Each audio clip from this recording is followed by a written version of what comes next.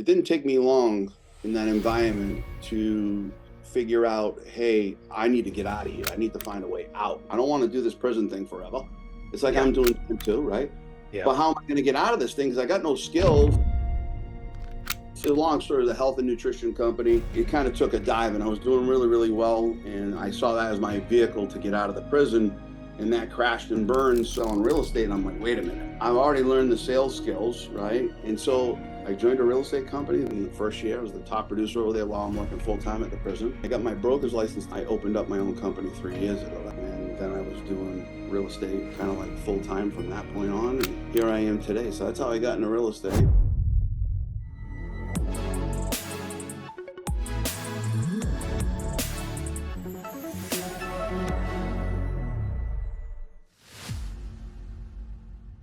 Got into real estate because I was looking to get out of prison.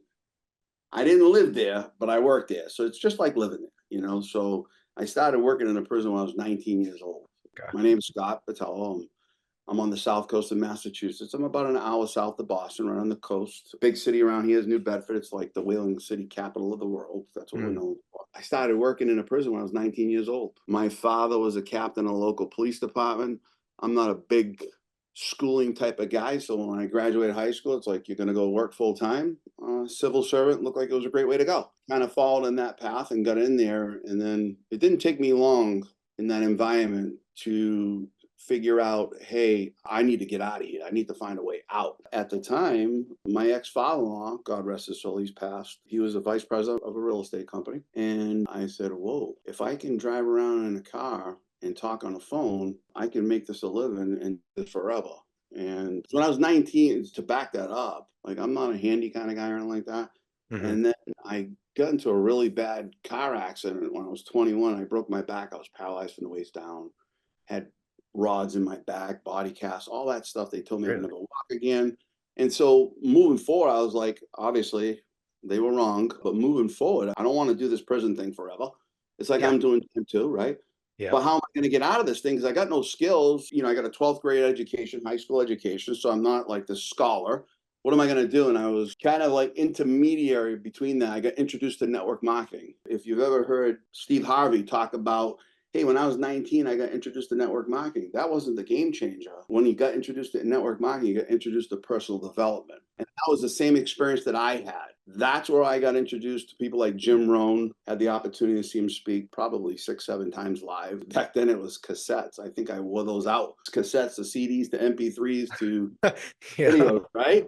I burned those suckers up, but that's why I got introduced to network marketing. I was actually doing extremely well in this company, and I don't want to get into much of that, but things kind of fell apart. The long story, the health and nutrition company, it kind of took a dive, and I was doing really, really well, and I saw that as my vehicle to get out of the prison, and that crashed and burned. So now I'm watching my ex-father-in-law, like I said, selling real estate, and I'm like, wait a minute.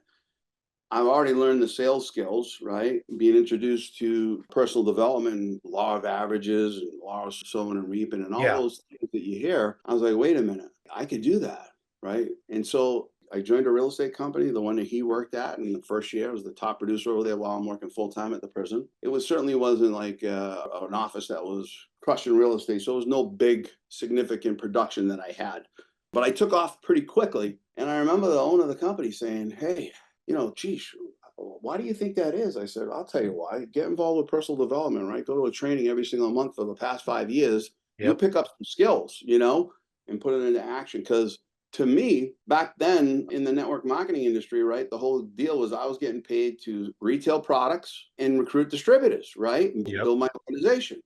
And those are the only 2 things. So I figured out early on, I need people to be raising their hand. I'm interested in buying your products, or I'm interested in joining your company. And so when I got into real estate, I took the same approach right off the bat. I'm like, okay, we only get paid to do one thing. That's close houses. We're either representing buyer or representing seller. Let's take the rentals out of the format here, right? So I knew I needed, just like I did in network marketing, I needed to create a steady flow of people, qualified people that were raising their hand, that were interested in either buying or selling real estate. Then I put then I had the law of averages just took over. But the big piece there was getting introduced to that personal development stuff early on is what really, really helped me put my mind in the right mind frame to be able to do well in whatever sales I was going to be in, understanding that stuff, working harder on myself. All that stuff that you hear Tony Robbins talk about is what I adopted and I made it a part of me. And it's been that way. That was 1996, by the way. And continued on that personal development. And then I just never stopped. And it's carried me through this day. But again, so I got into the real estate, took off. I did extremely well. I think I had the right mindset. I had the right motivation every single day.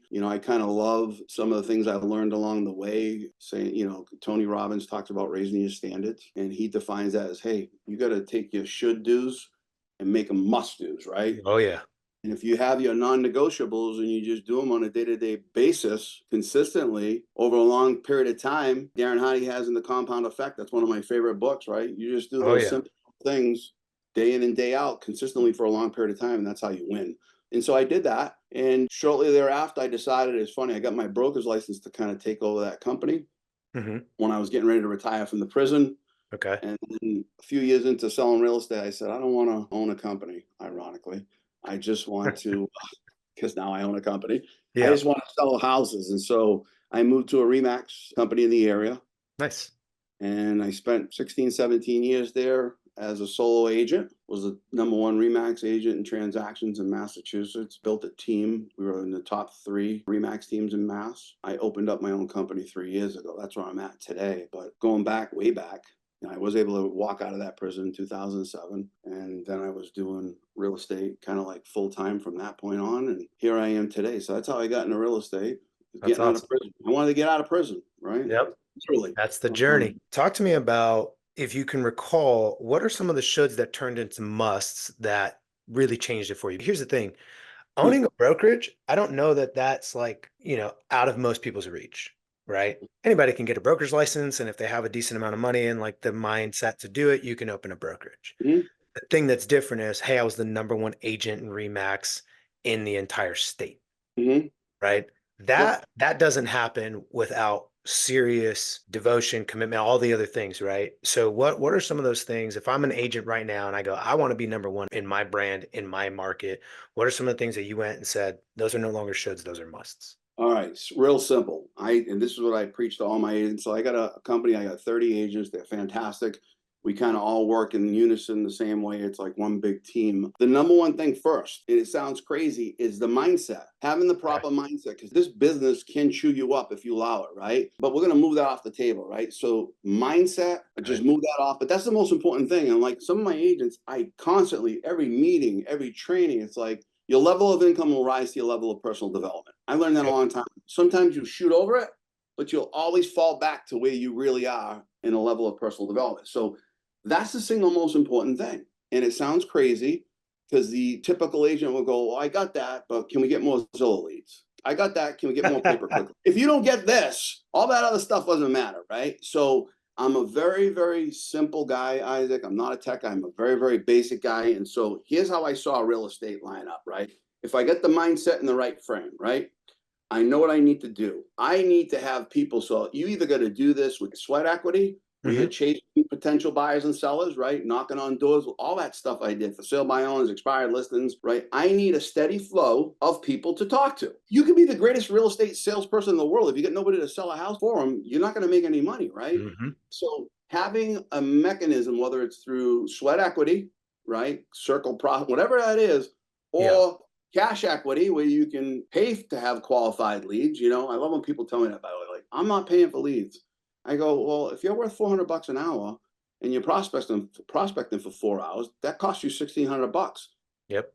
I would rather spend the 1,600 and get qualified leads. That's my choice. Yeah. But going back to it, so you got to have people to talk to. So let's talk about the non-negotiables, right? So I Yep. need to have a steady flow. That includes all that stuff is designed to do one thing and one thing only, is to have a conversation, Hmm. right? So communication is the foundation. We have to have a conversation. I've never sold a house through a text, through a DM, through an email, through a video. All those things do is allow me an opportunity to talk to somebody. So the amount of calls I'm making or the amount of contacts, right? That's a must. Contacting people, right?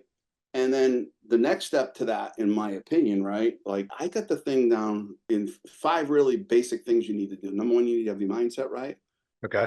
#2, you need to have people to talk to, right? Good. #3, you need to talk to them You need to know what to say to them, what not to say to them. You know how to handle objections, right? And you need to set an appointment. That's all we do. We talk to people so we can weed out people and set appointments. So the single most important thing, the musts, is doing our prospecting and our follow-up. That's what was non-negotiable for me. I did every single morning when I got to the office, and back then it was a little bit different. We didn't have apps. When I started, there was no text messaging. We were just going online with the MLS, right? Uh-huh. There's none of this Zillow and any of this crap, right? So it was talking to people. So literally that, I believe, is the foundation. And I remember I would sometimes I'd have to print up my to-dos, put them in the car with me and make my calls and write my notes, and then have to put it back into my CRM when I got back to the office. But so the non-negotiable, a must do, in my opinion, right, is you have to be talking to people. Got to be prospecting every single day and for new business, and following up with people that you have in your pipeline. Okay. And that piece to me, that brings me to another point. It's like, okay, if you get your mind in the right place, you got people coming into your pipeline, then you better have a tool to manage those relationships. Okay. I don't know. I've been blessed that I had a coach right from the very beginning in real estate, and they made me use a CRM. And I don't know, like, it's amazing when you have conversations with people who've been in the business for a significant period of time and they don't have a CRM. I'm like, how do you know who to call, when to call? I just don't understand it. And then you can leverage it, obviously, with some automation stuff in there. But for the most part, like, how do I know? I talked to Isaac today, and based on our conversation, because that's how I did it back then, right? There was none of this different campaigns. It was like, I talked to Isaac today. Based on our conversation, I need to talk to him tomorrow, 5 days, 2 months. I got to set that in my CRM. So 5 months from now, when I get to my office, it tells me call Isaac, right? I don't know how you do Yeah. that with sticky pages, but that's a God's honest truth. So I think a CRM is probably the biggest tool, the most important tool I know for my company. And all that leads to the presentation. So I got good mindset. I got people coming into my pipeline. I know what to say to them. I'm managing that relationship down the pipeline to set an appointment. For me, a presentation is a list of presentation, a buyer's presentation, or we're showing a house, right? Yep. And now that's going to come off the table with the changes, which is fine. I'm super excited about that. We can talk about that after. But how many people am I calling? How many conversations am I having? How many appointments I set? Because at the end of the day, it all comes down to the appointments, right? The presentations. Absolutely. So I want to unpack a few things Yeah, real go ahead. quick I can get fired up. I get excited. and also just kind of point out some really key things that I think are going to be helpful for anybody watching this. One is in the first couple minutes when talking to you about your journey and all this stuff, I heard probably 5 or 6, I'll go back and count, but 5 or 6 maxims, right? Things that like, hey, your income will only rise to the level of your personal development. Mhm. And so a lot of people hear those things and they go, yeah, I heard that before. Here's what I've noticed. The more people, the more successful people I run into like yourself, the more you're going to hear those lines over and over and over and over and over again, Because right? it's the truth. Because they're true. The truth. They're true. And so it's funny as I have this statement about what my job is as a leader in real estate, and it's to model and teach truths, literally that word, Mhm. such that my agents coach themselves in my absence. Mm. Right? I Because love if it. they can believe in, buy in, and have deep conviction around what those truths are, right? How you do anything is how you do everything. Mhm. Slow is smooth, smooth is fast, right? These are things, by the way, that I'm teaching my 7 and 5-year-old. If you go to my 7-year-old or my 5-year-old and I go, hey, buddy, slow is smooth, and they go, smooth is fast, Mm. right? And then however we do that. And by the way, it's the same thing in real estate. Slow down, put the notes in the system. Why? Mm. So that way Yep. you don't have to go shuffle through your notebook from that last time. To your point, the CRM, right? Yep. I consider it an external hard drive for my brain. I Yes. can't remember all that stuff. I'm not that smart. You Nope. kidding me? Right? Yeah. No, Go ahead. the things I became known for as an agent that I was doing better than everybody else is my follow-up was brutal. And it's not because it left to me, forget it. I just come in every morning. Who am I supposed to? Well, actually, I know the day before, take a look at what am I going to be doing the following day, right? But I go in, I'm going to call Isaac. I'm going to call John. I'm going to call Mary. I'm going to text this, tell me what to do. All I have to do is execute the tasks. It's that simple. But Yep. that stuff doesn't happen by accident, Isaac. Like I have an approach that I use every single day. This is 7 days a week, 365 days a year. It didn't matter that I was in Nashville last week for the event. Maverick event. Yeah. I'm bringing the same, like my day starts out the same way. So like Zig Ziglar says, right?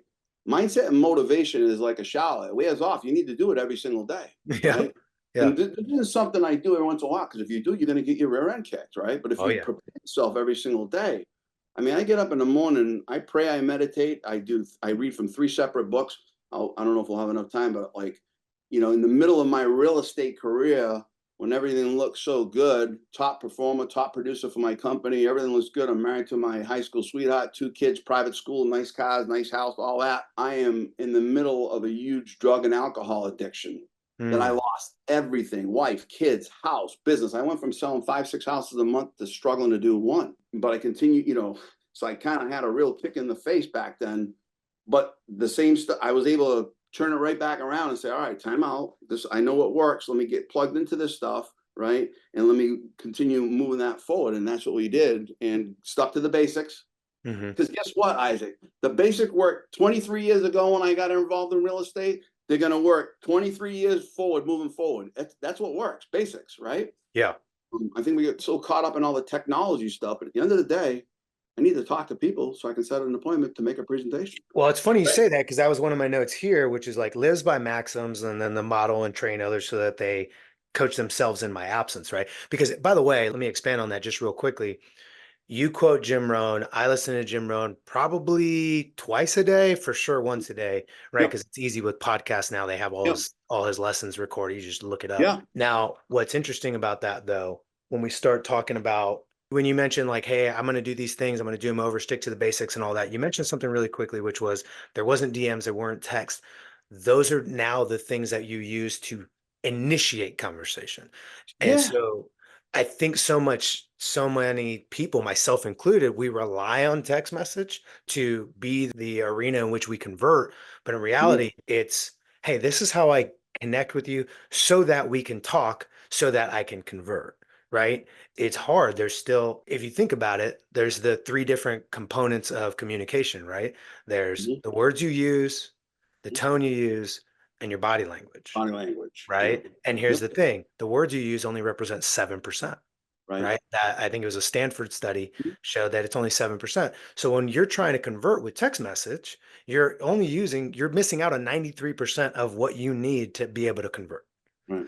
And so I love that you said that because what you didn't say was, hey, I'm old school. I don't believe in texting, right? What No, you said was, what works is talking. If I have to text to get me there, that's great. I'll give you a perfect example. So Please. I'm in the modeling business, right? Okay. Not modeling for my age, right? Yeah. Oh my God. I love when Jim Rohn says to attractive people, you have to become attractive, not Mhm. physically, right? But Yeah. anyway, so we're doing our role play meeting the other day, and all my agents are sitting in the thing. I go, look, I'm going to make some calls right now. Hmm. Right out of the pond. Open it up. Let's go. I'm going to go right through the pond. I'm going to just call. So I call, right? Call. It goes to voicemail. Then I go, watch this. Shoot the video. Hey, Isaac, it's Scott Patel. I just gave you a call. I left you a voicemail, but I thought I'd introduce myself so you could put a face with the voice. I'm here to help out. I'd love to chat with you about, I can't remember what it was, XYZ. Hey, next thing you know, he responds to the video in a text. Mm. Hey, great, Roger. Let me ask you a question. When's a good time we can chat? Yeah.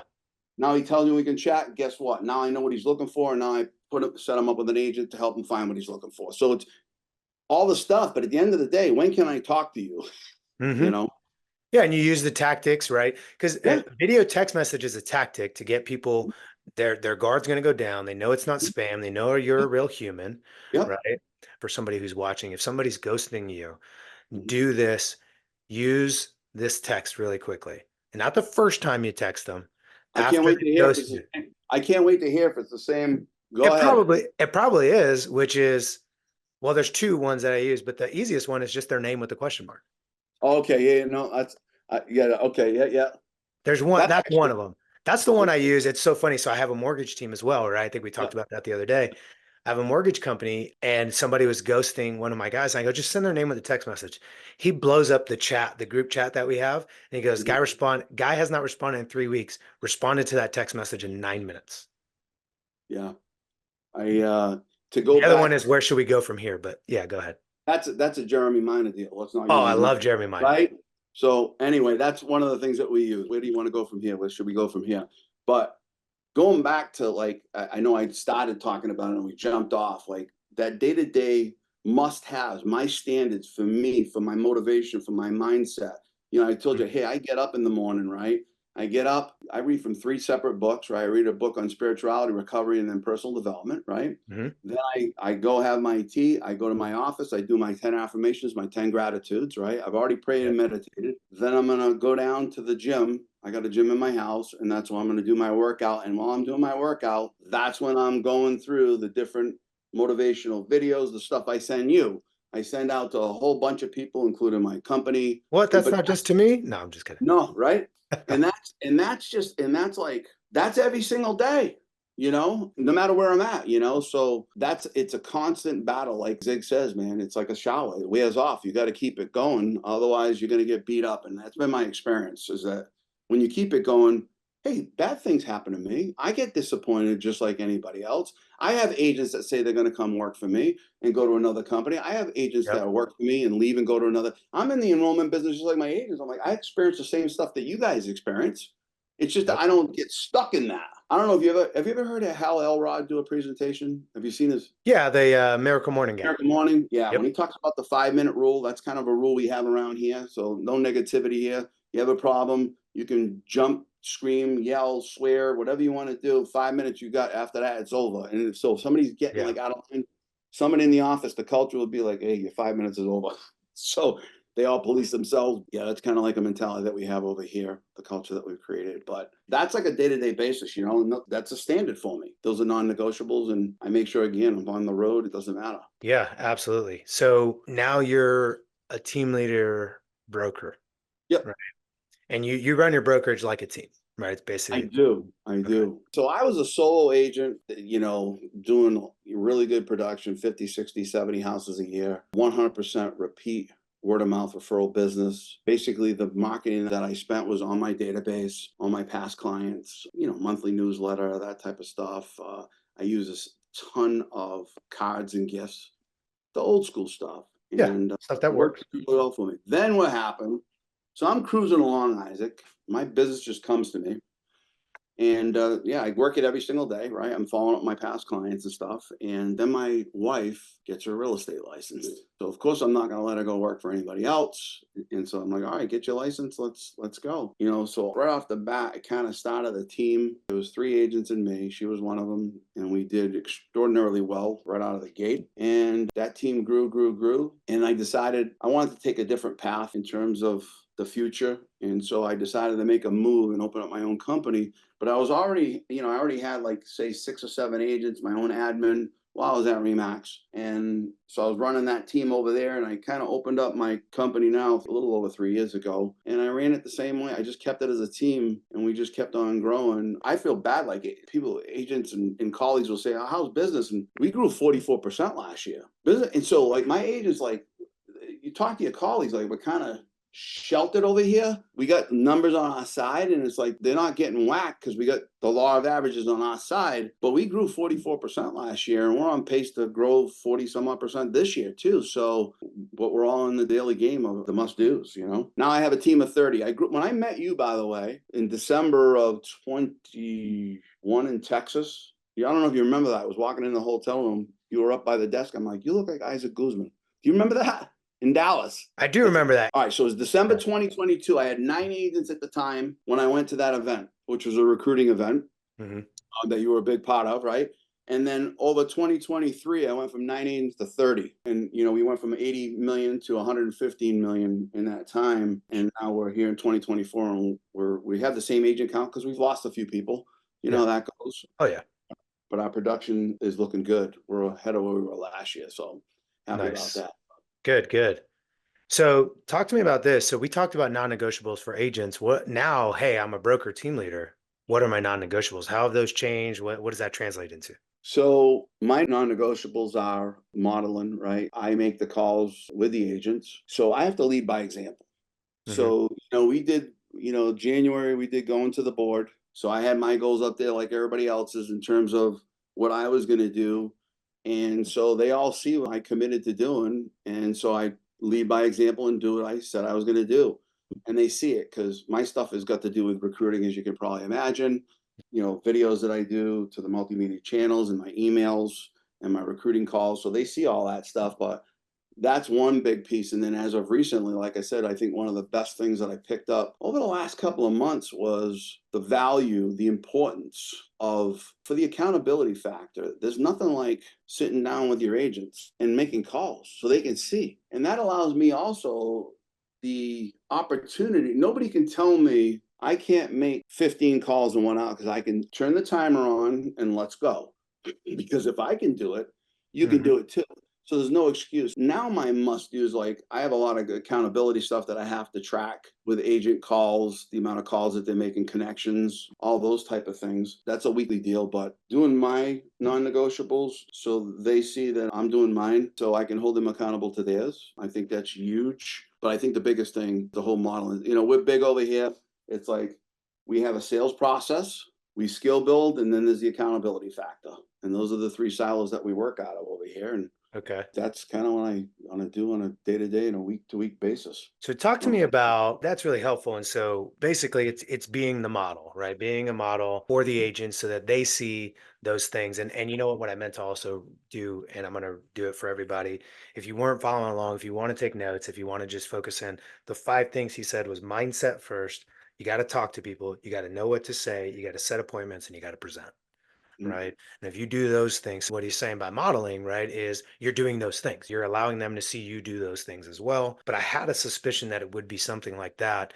And the reason I say that is because when it comes to running a brokerage, running a team, what I have found is it's identical to being a great agent, right? right. It's show up, do the thing. Because like actually, if you think about like if recruiting's a big emphasis, right, for Mhm, your company, which we all know it should be.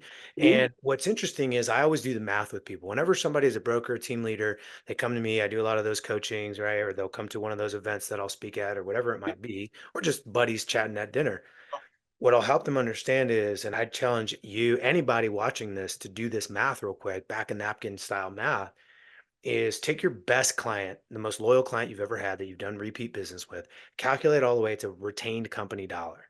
And the lifetime value of that client, I'm willing to bet, is 1/4 or less the what lifetime an value of a agent. good agent. And What do we so figured out? 3.5 years for an agent? Was that what we yeah, three figured and a out? half years on average, Huh. right? And so even if you average out the duds, you bring Mm-hmm. on four, two of them wash out, even if you average that out, you are going to find that the dollar per hour is better spent recruiting and growing and attracting and training your people and modeling Yeah.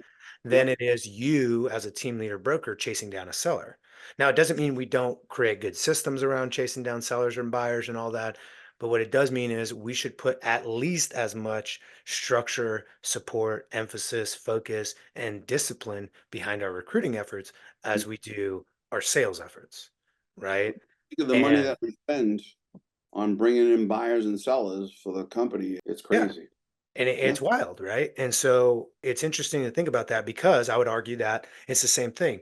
Mindset. I got to have agents to talk to. I got to know what to say to the agents. I got to book the appointments and I got to present. I got Right. to present the opportunity. Mm-hmm. And I love that. I just wanted to kind of match the parallels, and it's obvious in your success.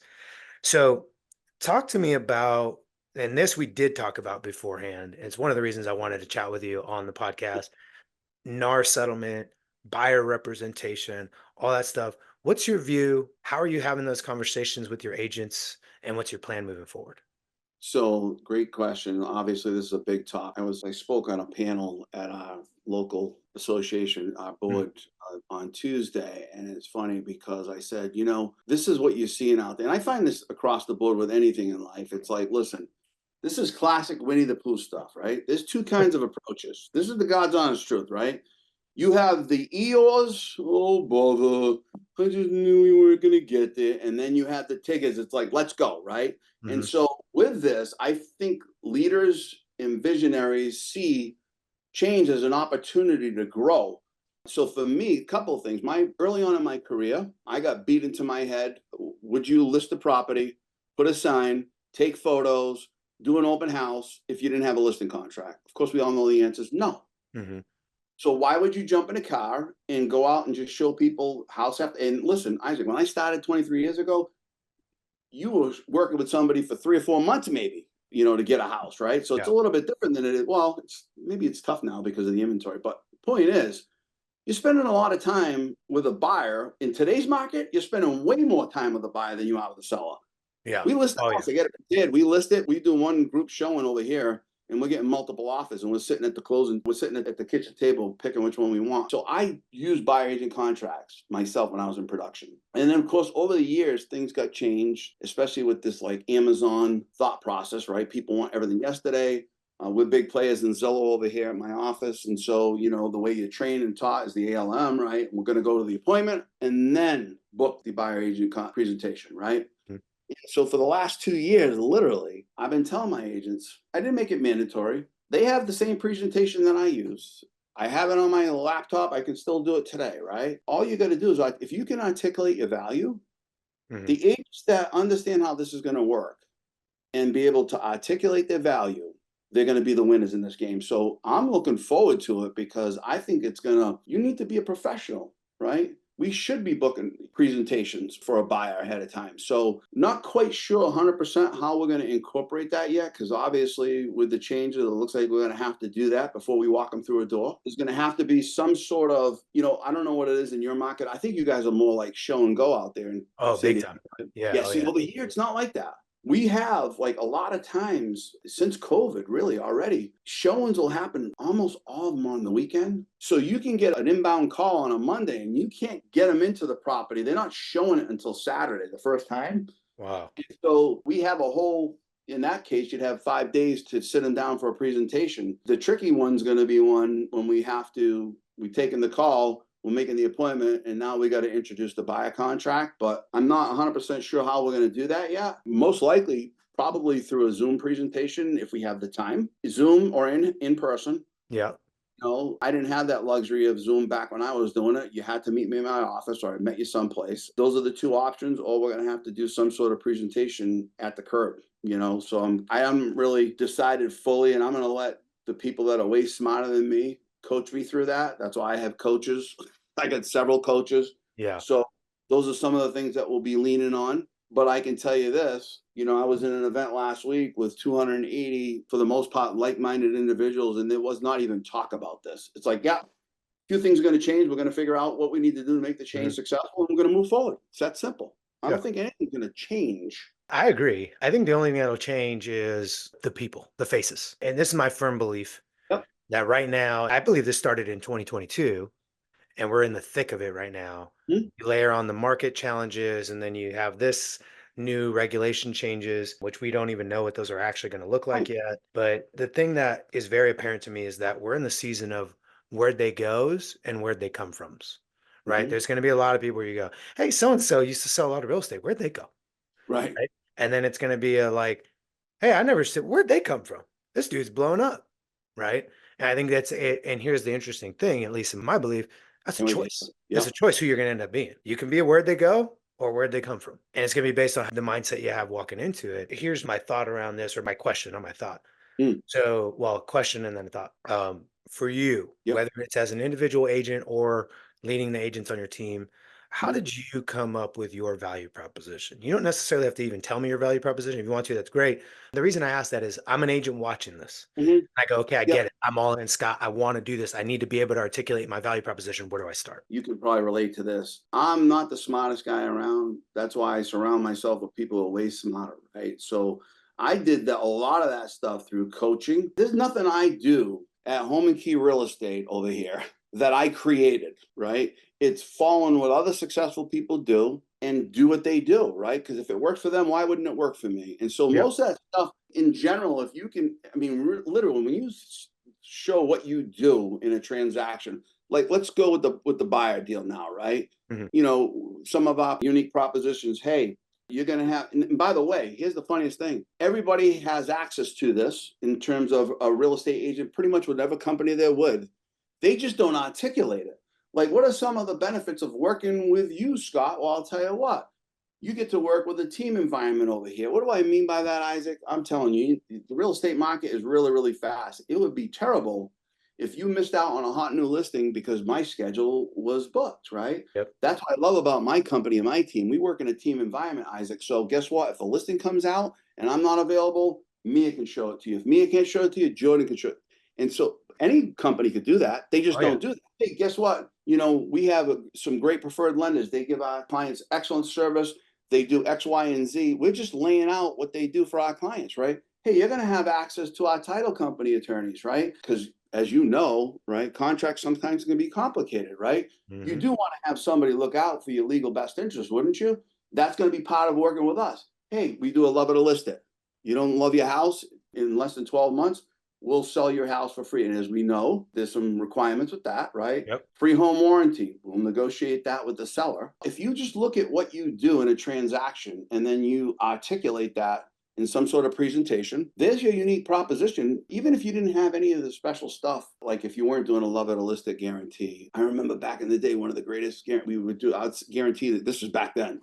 I'll save you $10,000 off the asking price of our house, or I'll pay you $1,000 out of my pocket, right? And Hmm. people are like, oh my God, it's gonna no. First off, I won way more than I lost, right? I was just taking a cut on my commission, so to speak. I still wasn't losing money. I was still making money. It was like I Hmm. was using it as a form of advertising. So for me, I look to people that are way smarter than me in the marketing world, Okay. right?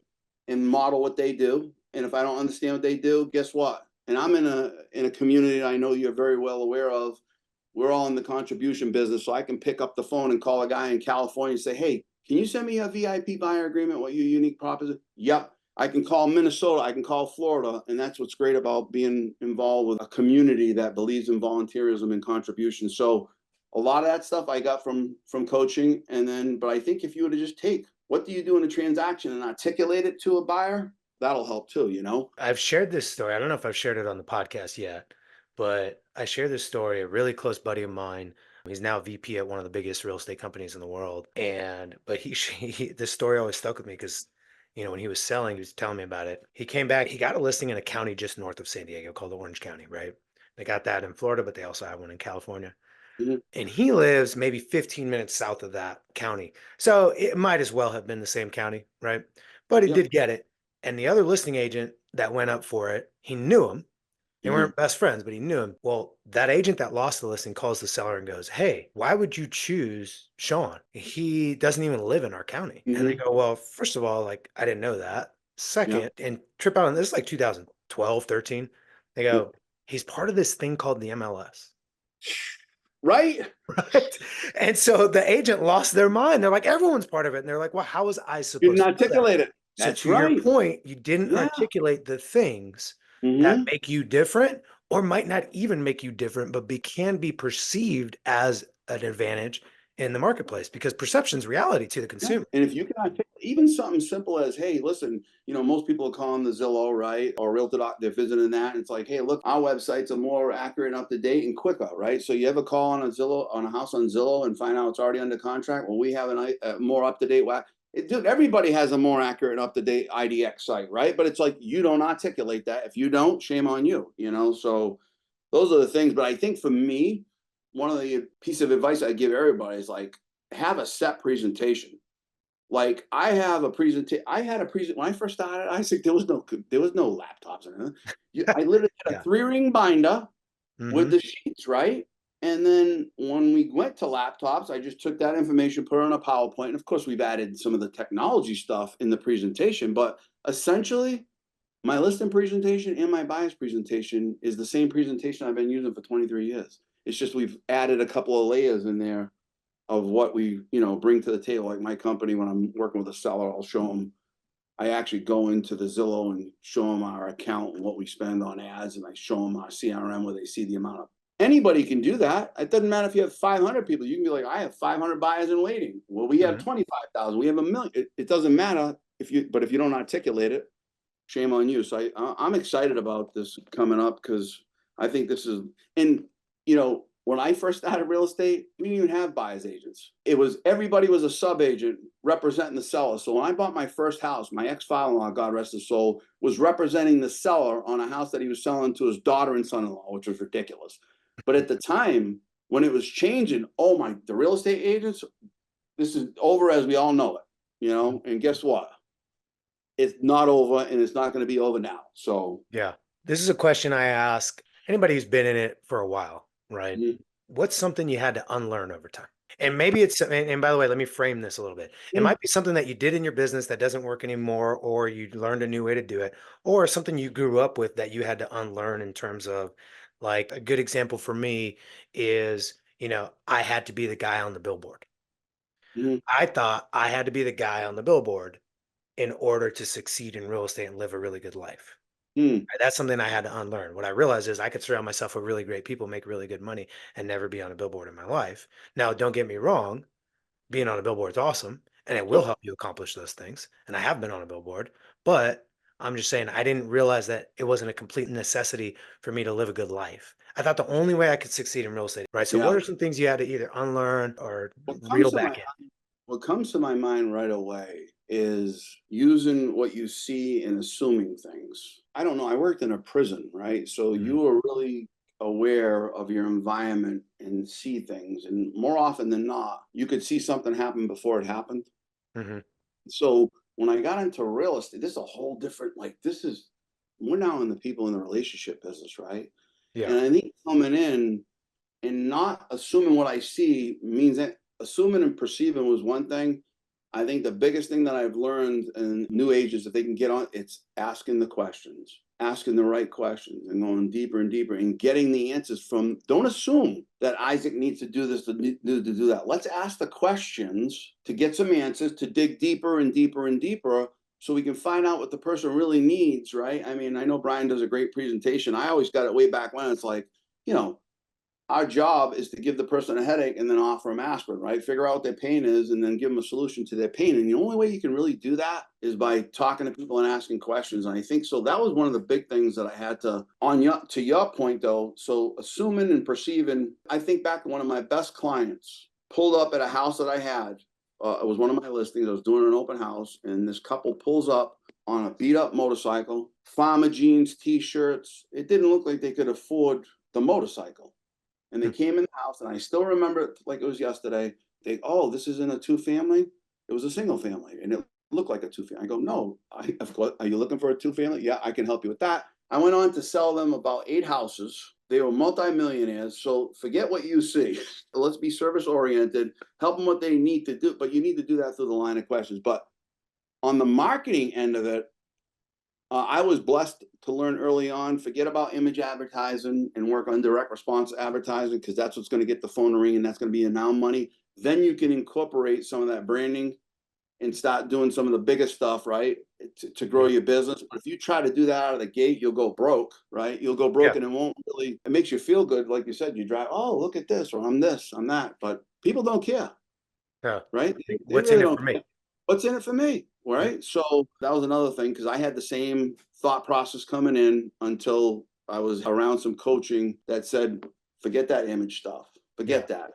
You're number one. Everybody's number one.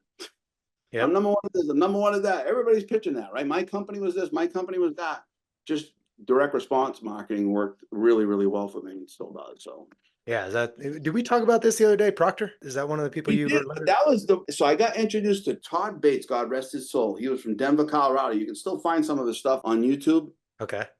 He was my first coach, but then I went into the Proctor deal, I love and it, man. then later on, back in fact, right before COVID, 2019, I was in, I don't know where he does it, out of California. I can't remember where. And then we came back from that. It was right around Thanksgiving, and then I joined the program again, and then COVID hit. Mm. It was that's why I remember it was right around then. But yeah, so a lot of that stuff. I was a Remax guy. Yeah. When I got into, so he was a monster in Remax, and so he was probably doing a lot of company events at the time, but he's been promoting that buyer agent contract for Oh yeah. the whole time I've been in real I, estate. I was fortunate enough to go to Proctor events before I even got my license because I used to work at a software company Mhm. that sold home feedback. So some people they might remember a product called home feedback. When you had a listing, someone opened your lockbox, it automatically sent a questionnaire to the Mhm. agent that's showing the house. So I used to work there and I used to be in the vendor hall selling Yeah, software to agents. gotcha. And I was like, I think I want to get into real estate. So I went to one of these events and I told my teammate, I was like, I'm going to actually sit in on some of these sessions. I mean, it changed my life. To this day, I still use direct response marketing the Yeah, way he broke it down, right? yeah. The squeeze pages with no branding on them and all that stuff. I mean, we On act like brand. that's brand new when we see it on YouTube today or some kid on Mhm. Instagram trying to teach that. It's like they've been teaching that and before him was Dan Kennedy teaching it Right, in sales letters, right? right, right. Yeah. So, yeah, I love it, man. Well, you're growing, you're going to see continued growth. What are you committed to right now that that's got you excited? What are you pumped up about? What do your commitments look like for this year? So this year, I kind of do the reverse engineering to see where I need to hit. My whole goal always depends on the amount of people I recruit, because Okay, I know that makes sense. how many deals on average they sell, what does the volume look like, and so we finished up at 115 million last year. Wanted to grow to 165 million. For me, that takes 365 transactions to do. So we did 248 last year, and I got to recruit probably 14, 15 people to make that happen. Part of those numbers were 365. We can say that we sell a house a day. That's a pretty Oh good yeah, promotion. That's kind of why I did that. But it's, it's daily consistent things. I do 2 recruitment videos per week, goes across all my channels. I do the 2 emails with it. I do my calls every single day. I don't overwhelm myself either. It's not like I'm calling 30 people. I do something I know I can do. That's part of what I'm doing to grow the company. But big time, I'm really into the coaching and training my agents and helping them. My whole deal is helping them to become the best version of themselves nice. and live abundantly in all areas of life, right? I'm not talking about just mentally, physically, spiritually, financially, all those areas, being the best version of themselves. That's what gets me up out of bed in the morning. That's my mission, is to help real estate agents. So that's my primary goal. I set a company goal so we can all participate in that. And yeah, that's where I'm at with that. And one of the beautiful things over here at my company, we don't change things. We just keep doing the same thing consistently over and over because it works. And Yeah, so it's not this new shiny nick on, it's not this new shiny website and this and that. We just do it with basics, and we just do it over and over and over again. And yeah, then just working on skills. huge, man. Love it. People are interested in following you, getting to know you more. How do they do that? But this is going to be terrible because I'm a big Facebook guy. Is Oh yeah. that what I sent you in my message? I am on Instagram, by the way. Yeah, there you Once go. once you become Scott's friend, you will know exactly You what I get mean by this. If you you know get him, the flex and fish, man. you get the flexing. By the way, that's the reason why I'm a little casual, right? So my company for the last, I've been on this wellness journey for the last 5 months, Uh-huh. and all my clothes, I'm usually in a sport jacket and a dress shirt and dress pants and all that stuff, and I lost 33 pounds and 3 inches off my waist, and nothing fits. Nice. So, but we're rebuilding now, right? Yeah. So they told me, don't go buy new stuff. We're gonna put you back in, and then you can tailor it. So I've been wearing the comfy stuff. Yeah, Scott Botelho on Facebook. Well, cool, brother. I appreciate spending time with you this week, and I appreciate and value your time. For anybody that's interested, whether you're an agent and just looking to learn and you're in his area, make sure you reach out to him. I know he's open, he's there to contribute. Get on his email list if you're not already. If you're a consumer just trying to learn, and maybe you've stumbled across this podcast, if you're in the South Massachusetts area, make sure you reach out to Scott. He's got you covered. Obviously, he's going to be diligent and do the right thing and just committed to what he does in his craft. And I just appreciate you, man. Always a pleasure, man. Real estate's been very, very good to me. So we got to give it back, man. But I appreciate your time as well. Thanks for putting this on. And I'll see you when I see you. I'll see you soon.